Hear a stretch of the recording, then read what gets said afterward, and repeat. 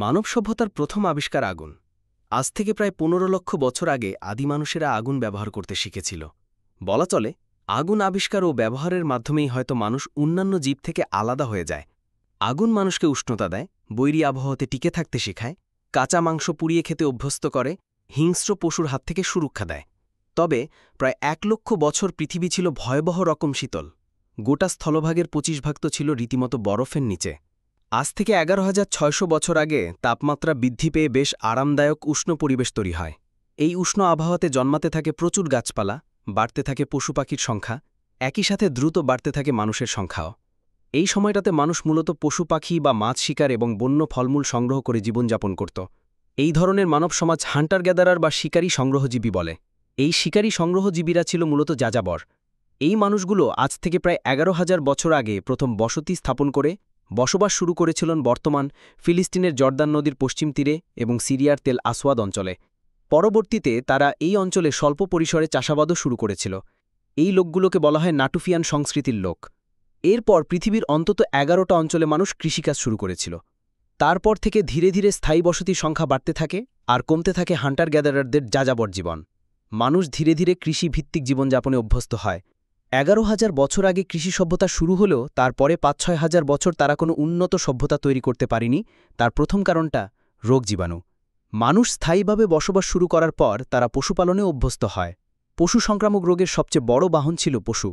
গুটি বসন্ত থেকে শুরু করে যত ভয়াবহ সংক্রামক রোগ, প্রায় সব রোগ এসেছে পশুর শরীর থেকে। এইসব সংক্রামক রোগ থেকে মাঝে মাঝেই ভয়াবহ মহামারী শুরু হতো। অনেক মহামারীতে গ্রামের পর গ্রাম উজাড় হয়ে যেত। এছাড়া নিজেদের এবং পশুর বর্জ্যকে সঠিকভাবে ব্যবস্থাপনা করতে জানত না মানুষ, ফলে অনেক ক্ষেত্রেই তাদের খাবারের পানি দূষিত হতো। ফলে শিকারী জীবনের তুলনায় কৃষিভিত্তিক জীবনে রোগবালাইয়ের আক্রমণ ছিল অনেক অনেক বেশি। মহামারী এবং রোগের কারণে কয়েক হাজার বছর পৃথিবীর জনসংখ্যা কখনই ৪০ থেকে ৫০ লাখের উপরে উঠতে পারেনি। দ্বিতীয় সমস্যা ছিল চুরি।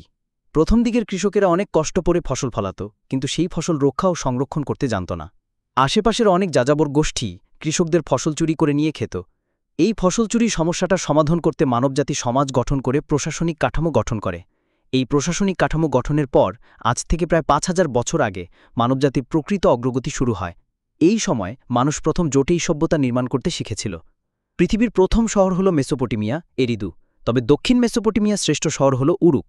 এই উরুক হল মানব সভ্যতার সৃষ্টি ও উন্নতির মূল কারিঘর। এটি হল বর্তমান দক্ষিণ ইরাকের আল মুথান্না প্রদেশে। এই নগর রাষ্ট্র থেকে শুরু হয় পৃথিবীর প্রথম প্রশাসন, প্রথম কর ব্যবস্থা, লিখন পদ্ধতি, সঠিক পয় নিষ্কাশন ব্যবস্থা, ফসল চুরি বন্ধ করার মতো বাহিনী ইত্যাদি। মূলত এই সময় থেকে মানবজাতির ইতিহাসের শুরু। এই মেসোপটেমিয়ার সুমেরীয়দের কিউনিফর্ম লিখিত দলিলের মাধ্যমে আমরা সমাজ, রাজনীতি, ধর্ম, যুদ্ধ এবং চিন্তাধারার বিস্তারিত রেকর্ড পেতে শুরু করি। আর এই সবই সম্ভব হয়েছিল মূলত একটা প্রশাসনিক কাঠামো থাকার কারণে। ২০২৪ সালে নোবেল পুরস্কার বিজয়ী অর্থনীতিবিদ ড্যারন অ্যাসেম্বলো এবং জেমস এ রবিনসন তাদের বই ওয়াই নেশনস ফেইলে দেখিয়েছেন যে প্রাকৃতিক সম্পদ নয়, বরং এটি জাতির উন্নত করার পেছনে সবচেয়ে গুরুত্বপূর্ণ হল তাদের প্রশাসনিক কাঠামো এবং রাষ্ট্র পরিচালনার নীতি। বিষয়টা বোঝা যায় পাপুয়া নিউগিনি অঞ্চল থেকে। পাপুয়া নিউগিনিতে মাত্র ২টি জাতি থেকে এখন প্রায় ১,০০০-এরও বেশি উপজাতি তৈরি হয়েছে, আর ওদের ভাষার সংখ্যা হল ৮৩৯টি। এখানে এতগুলো জাতীয় ভাষা তৈরি হওয়ার কারণ মূলত প্রশাসনিক কাঠামো না থাকা। এই অঞ্চলে কোনো রাষ্ট্র বা প্রশাসনিক কাঠামো গড়ে ওঠেনি, ফলে এখানে গোত্রে গোত্রে আবহমানকাল থেকে তীব্র প্রতিযোগিতা, যাকে বলা হয় বালকানাইজেশন।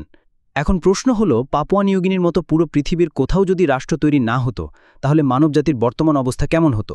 ১. পৃথিবীতে লক্ষ লক্ষ ভাষা থাকত। ২. এক জাতি অন্য জাতির শত্রু হয়ে থাকত। ৩. সভ্যতা, বিজ্ঞান এবং প্রযুক্তি আজকের তুলনায় অনেক অনেক পিছিয়ে থাকত। সুনাগরিক.net